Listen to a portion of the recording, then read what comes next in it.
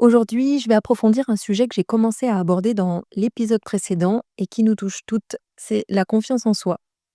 Alors, je vais pas parler de la confiance en soi version il faut être sûr de soi H24, toujours aligné, toujours au taquet, etc. Non, je parle de la vraie confiance, celle qu'on construit dans la vraie vie avec nos doutes, nos élans, nos blocages, nos moments de motivation et puis les moments où on se dit bah, j'y vais pas, j'ai peur. Et voilà, donc je voudrais déjà rappeler un point important que j'ai beaucoup développé dans l'épisode précédent, mais c'est que la confiance en soi, c'est pas quelque chose d'inné, c'est pas un trait de caractère, c'est pas on l'a ou on l'a pas. C'est un état d'esprit qui se développe avec des nouvelles habitudes au quotidien. Et si tu l'as pas écouté, je t'invite à écouter l'épisode précédent. Donc la confiance en soi, c'est un processus et ce processus, il est profondément influencé par notre environnement relationnel. Parce qu'on grandit pas dans une bulle. On grandit à travers des regards. Le regard de ceux qui nous ont encouragés, de ceux qui nous ont fait douter aussi et aussi, selon les personnes autour de nous qui nous disent, «C'est bien» ou «C'est pas bien», «Fais ci» ou «Fais pas ça, c'est mal». Bon, donc on se construit à travers des attentes, des silences, des critiques, des jugements, des comparaisons, des, «Tu devrais». Et à force de chercher à plaire, à être comme il faut, à rentrer dans le moule, eh bien, on s'éloigne de nous-mêmes. Bah, du coup, on doute, on se compare et on se suradapte beaucoup. Et notre confiance en nous, elle en prend un coup. Alors oui, l'entourage compte et on va le voir, mais tu peux avoir toute la volonté du monde. Si tu évolues dans un environnement qui t'épuise, qui te rabaisse ou qui te pousse à te trahir, à te travestir, ta confiance en toi s'effondre. À l'inverse, quand tu te sens respecté, quand tu te sens soutenu, libre d'être toi-même, ta confiance, elle pousse. Et là, bah, ça change tout. Donc, dans cet épisode, je vais te partager des clés concrètes pour reconstruire une confiance en toi solide, ancrée et durable, pas pour briller en façade. On va éclairer ici comment notre entourage façonne notre perception de nous-mêmes, comment certaines relations nourrissent notre confiance, alors que d'autres bah, l'éteignent tout doucement. Et surtout, on va voir bah, comment reprendre le pouvoir là-dedans. Mmh. Parce que non, t'es pas trop fragile. Tu es peut-être juste entouré de messages qui te permettent pas encore de t'épanouir. Donc aujourd'hui, on va mettre les projecteurs sur l'invisible, l'impact des autres sur notre confiance en nous. Donc on y va. Le premier point que je voudrais aborder, c'est bah, l'entourage, les personnes qui nous entourent. Parce que ton entourage influence profondément ta perception de toi-même. Fréquenter des personnes toxiques ou simplement négatives et pessimistes, bah, ça va pas t'aider à te sentir, dans une belle énergie. Ça va pas t'aider à te sentir prête à croquer la vie. Si tu passes ton temps avec des gens qui te critiquent, qui te rabaissent ou te comparent ou qui voient les choses de façon négative, bah, c'est difficile de construire quelque chose de solide. Si tu entends tout le temps des: «Ah mais non, mais ça laisse tomber, c'est pas possible. Ah mais non, mais ça c'est saturé. Ah mais non, mais là, c'est bien connu, personne n'y arrive». Bon, tu vois? Donc pose-toi la question, quelles sont les personnes avec qui tu es en contact le plus souvent? Et demande-toi comment est-ce que tu te sens en général après avoir été en contact avec, ces personnes? Et aussi demande-toi avec qui est-ce que tu te sens libre d'être toi-même? Demande-toi qui te donne de l'énergie après l'avoir vu?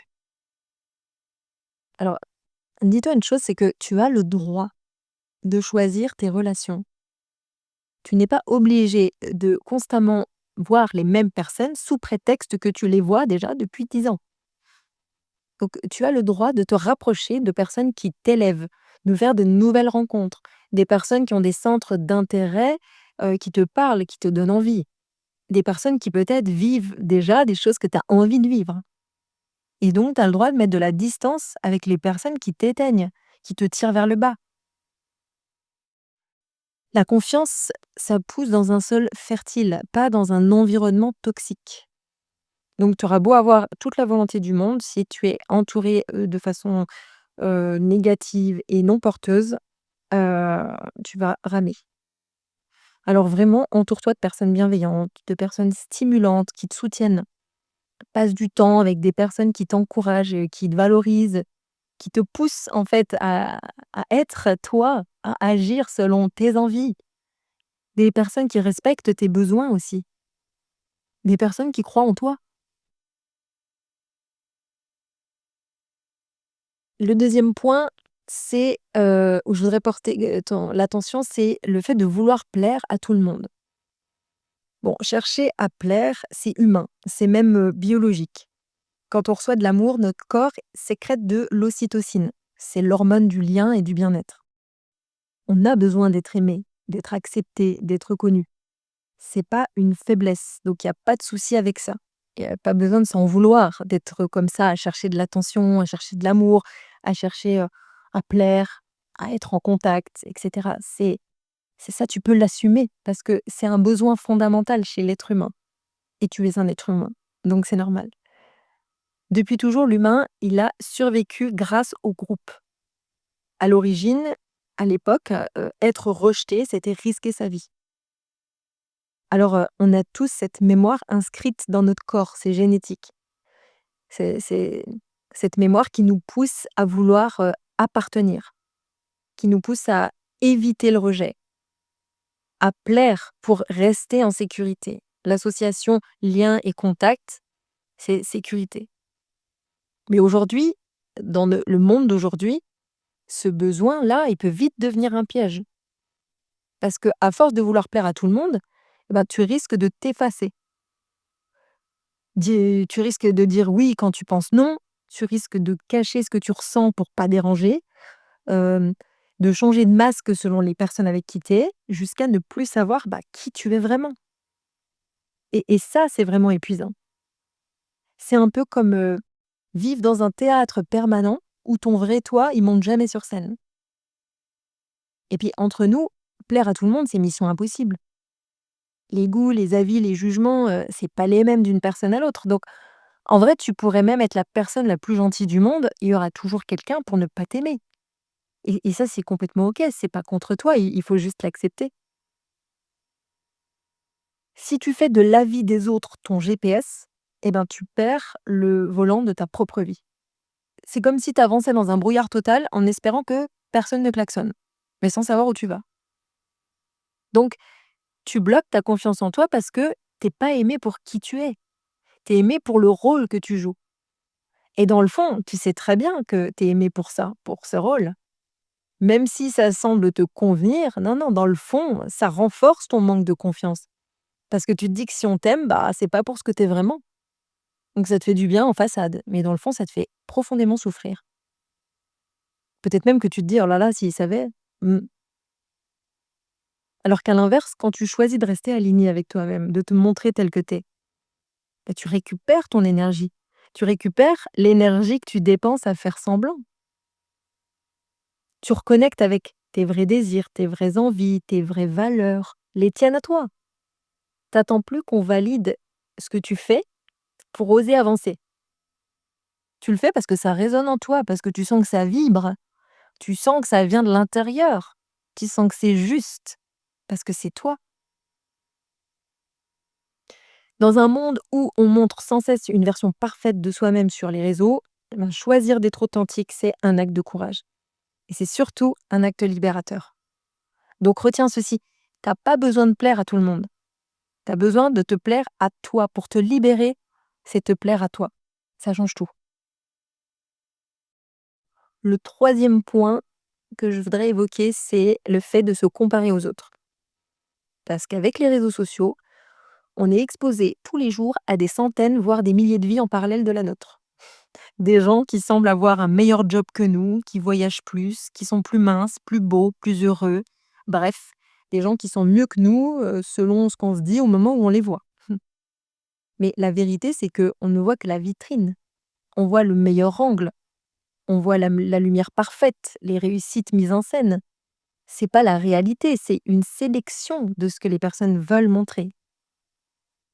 Et se comparer à une illusion, c'est forcément rabaissant et c'est pas le reflet de la réalité. La comparaison aux autres, surtout sur les réseaux, ça grignote ta confiance en toi. Un peu plus chaque jour. Parce que ça t'éloigne de toi. Ça t'éloigne de tes envies, de ton chemin, de ton rythme. D'ailleurs, demande-toi, comment tu te sens après avoir scrollé, rien que 10 minutes sur les réseaux? Qu'est-ce que tu te dis? Surtout, comment tu sens ton énergie? Comment tu sens ton envie de faire les choses? Moi, ce que je te propose, c'est de changer de point de comparaison. Au lieu de te demander si tu es, aussi bien qu'un tel ou un tel, demande-toi, si tu es un peu plus toi aujourd'hui qu'hier.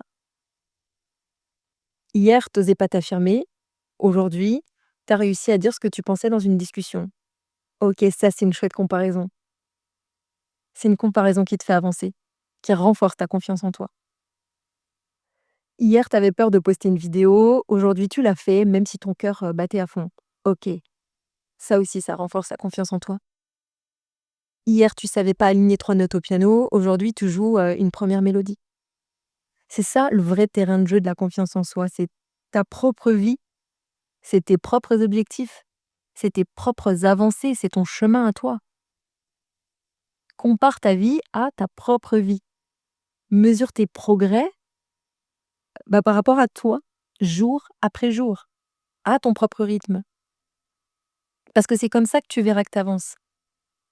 Parce que tu vas regarder ce que tu fais. Si tu regardes les autres, tu peux pas constater ce que tu fais, tes avancées. L'attention, elle est pas mise au bon endroit. Donc c'est en faisant ça que tu vas arrêter de croire que tu es nul et que les autres y arrivent et pas toi. Tu pas en retard dans ta vie. Tu es là où tu en es et c'est OK comme ça. Et si tu as envie d'aller ailleurs, dis-toi que tu es en chemin. Tu décides. Le 4e point que je voudrais aborder, c'est l'importance de créer de la sécurité intérieure dans tout ça.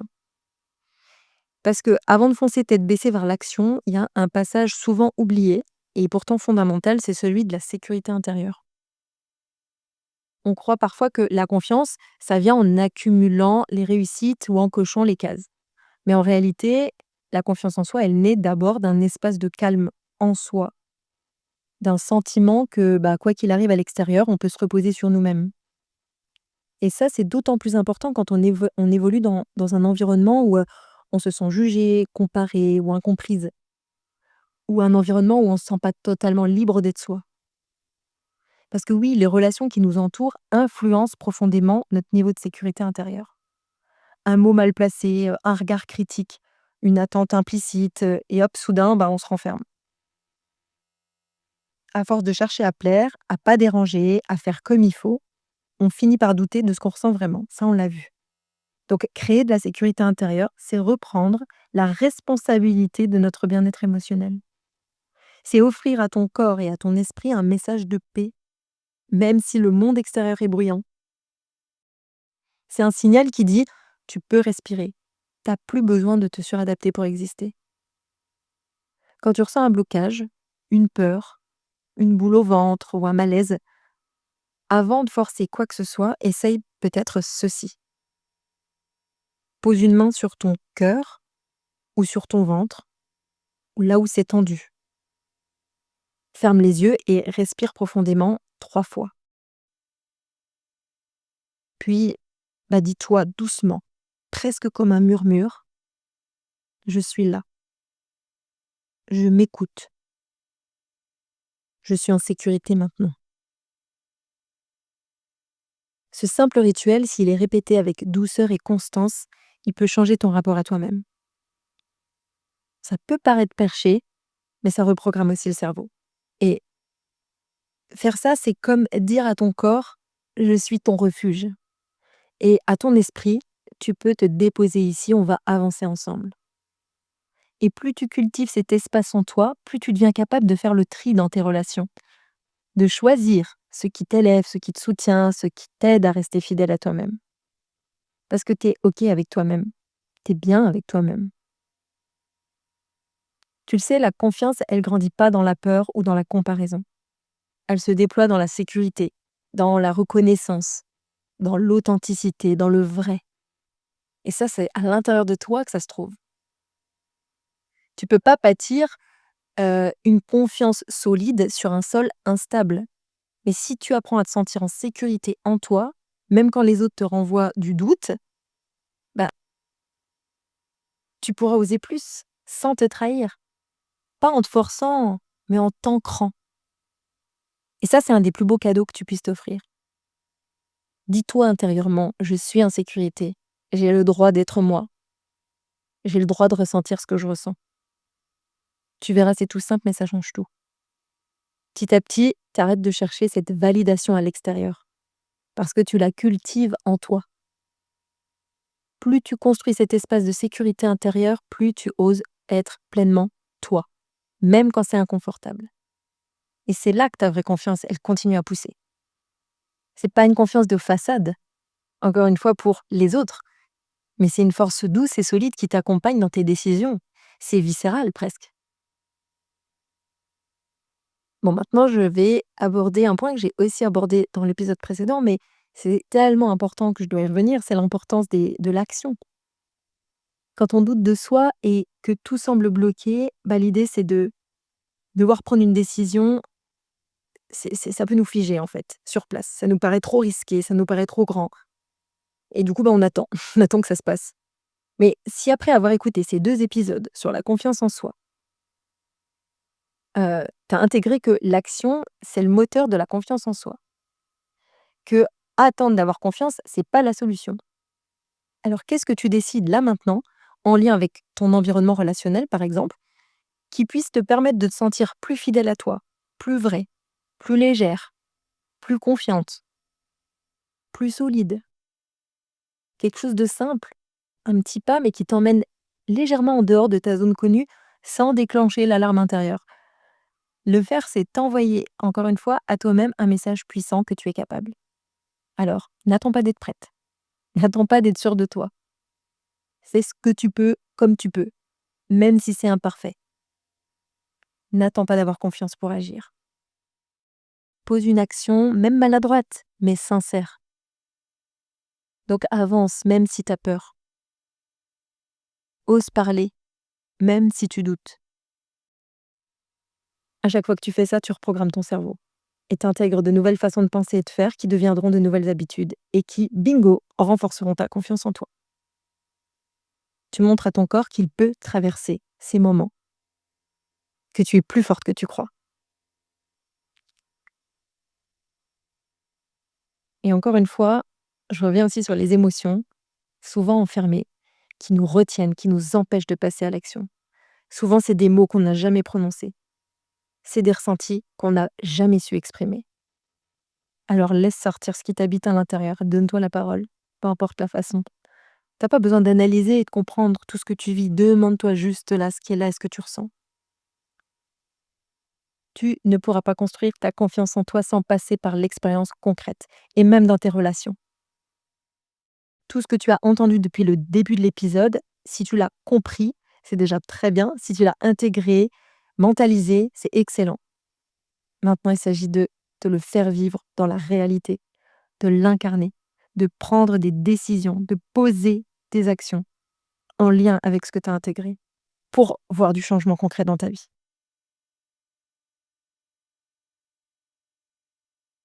C'est pas dans l'attente ou dans la théorie qu'on devient confiant. C'est dans l'élan, c'est dans la vie vécue, dans l'essai, parfois bancal mais sincère. Alors au lieu de voir l'inconnu comme une menace, imagine-le comme un terrain de jeu. Un espace où tu vas pouvoir explorer, tester et t'ajuster. Ose dire oui à ce qui t'inspire, à ce qui t'appelle, même si ça te fait un peu peur. Justement, c'est bon signe.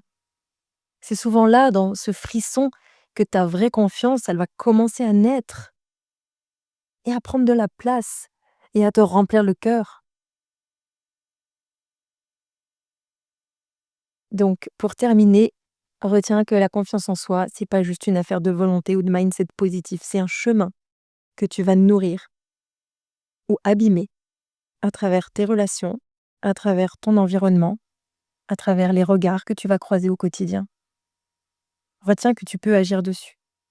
Tu peux choisir de t'entourer de personnes qui te soutiennent, plutôt que de celles qui te jugent ou te prennent ton énergie. Tu peux décider de sortir du piège de vouloir plaire à tout le monde et commencer à te plaire à toi. Tu peux te recentrer sur ton chemin, au lieu de te comparer à celui des autres. tu peux trouver le calme et la sécurité à l'intérieur de toi. Un espace de paix, pour plus dépendre du regard extérieur pour avancer. T'as pas besoin d'être parfaite. T'as juste besoin d'être fidèle à toi-même et ça, c'est énorme. Merci d'avoir écouté cet épisode. J'espère que ça t'a parlé, que ça t'a motivé, que ça t'a donné envie de faire bouger des choses dans ta vie, que tu as intégré que tu es le moteur de tout ça, que tout dépend de toi. N'hésite pas à me partager, à me contacter, à me dire ce que tu en penses et je me ferai un plaisir d'échanger avec toi.